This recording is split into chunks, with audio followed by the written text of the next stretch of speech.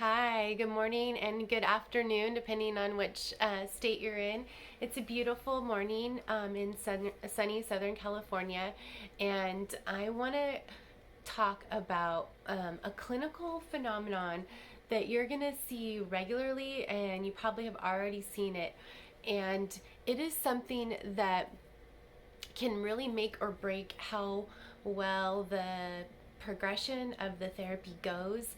Because if this clinical phenomenon comes up without really being able to um, modify, finesse, first identify and then modify and finesse, then the therapy can really get held up and impinged, and therefore your client can stay somewhat stuck if this one clinical phenomenon does not get identified and therefore processed and continue to work on going forward.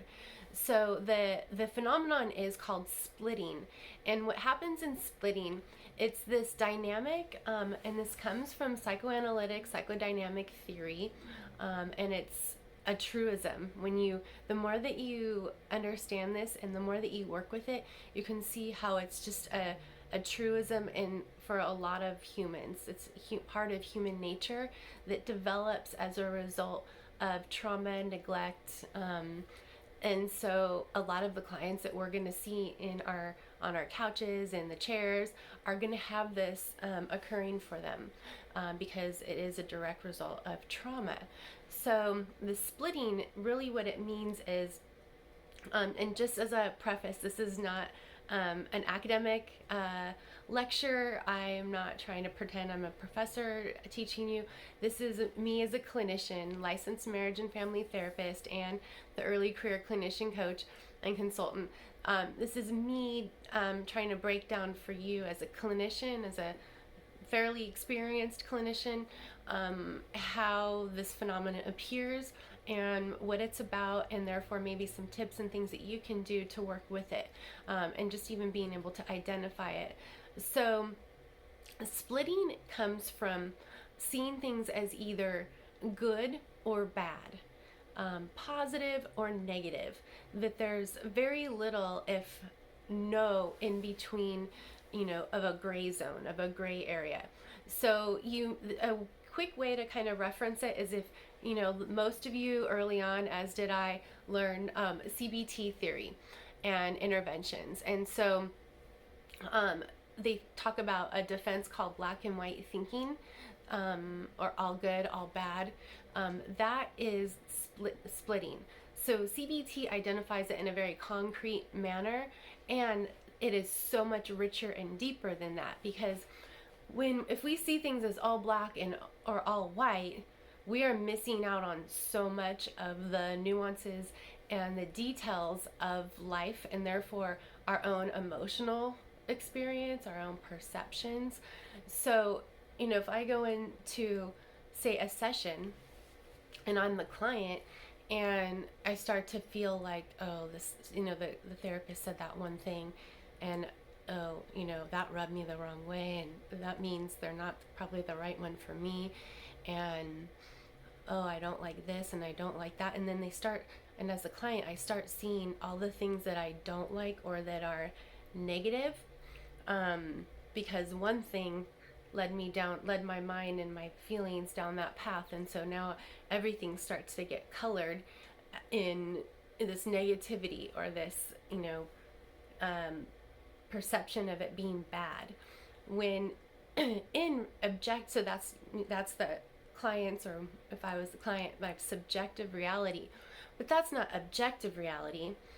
And not that it's our job as a therapist to necessarily point out exactly what is objective reality to our clients, because they have their own subjectivity, and we need empathy, we need that attunement to understand and delve into that perception that they have. And so as we're doing that, we can also be gleaning and understanding, okay, maybe some areas where they're not understanding that, hey, there's also this, that, and the other thing. So you're seeing it as, the therapist said that one thing, and Therefore, that means, they're not good for me. Oh, and they did this, and I don't like that. And then they start coloring everything as negative or bad. As you, the therapist, you can also start to glean and hone in on what are some other things that they're not able to take into account. And that's really what it is about. It's what they're not able to take into account.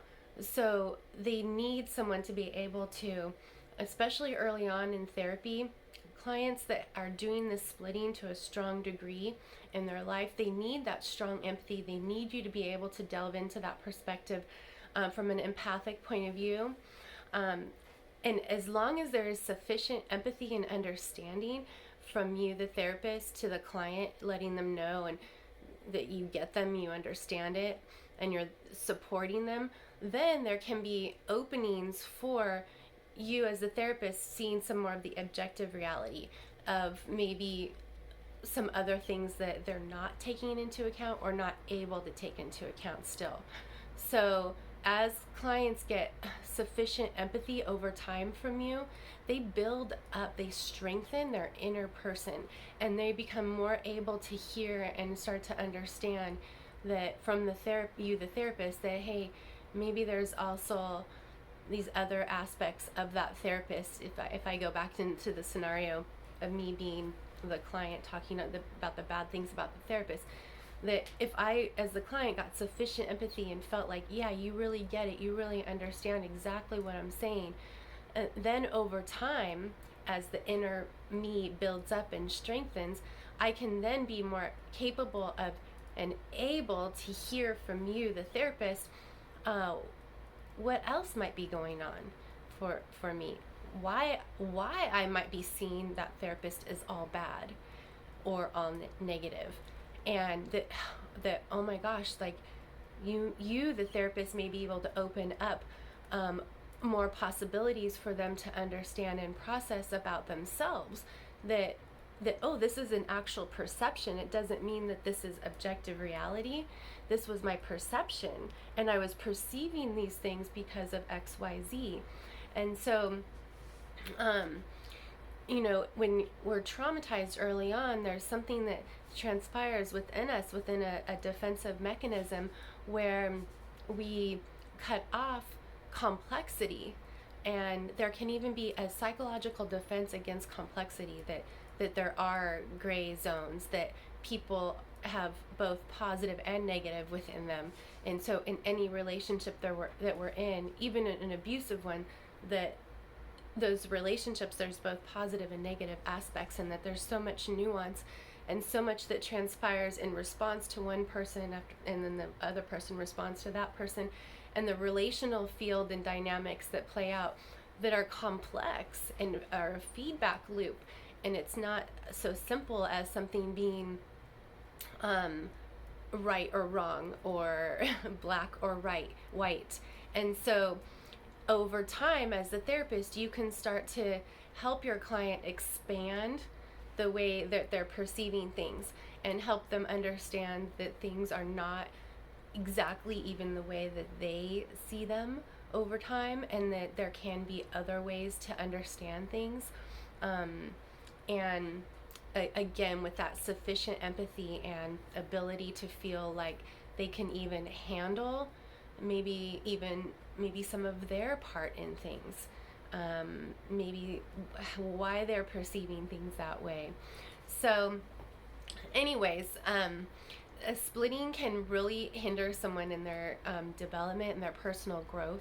And so as you, the therapist, see that, and as you are able to empathize and begin to delve into a deeper understanding of what that is for that person, and the more that you're able to reflect that to them and put words to it for them, and then the more that they're able to take that and digest it and make it kind of their own understanding, over time they can begin to on their own even embrace the complexities of life and relationship, that things aren't so simple and clear cut, and that there's feedback, that the client also, that person also plays a big role in what they're experiencing on the receiving end of their relationships. So all done in a loving, empathic, caring manner. So it's something that I work on regularly with my clients, that it's something that gets interweaved in the work all the time. And so it's a topic that I felt was so important to help you in your work, no matter what facility, what workplace environment you're in.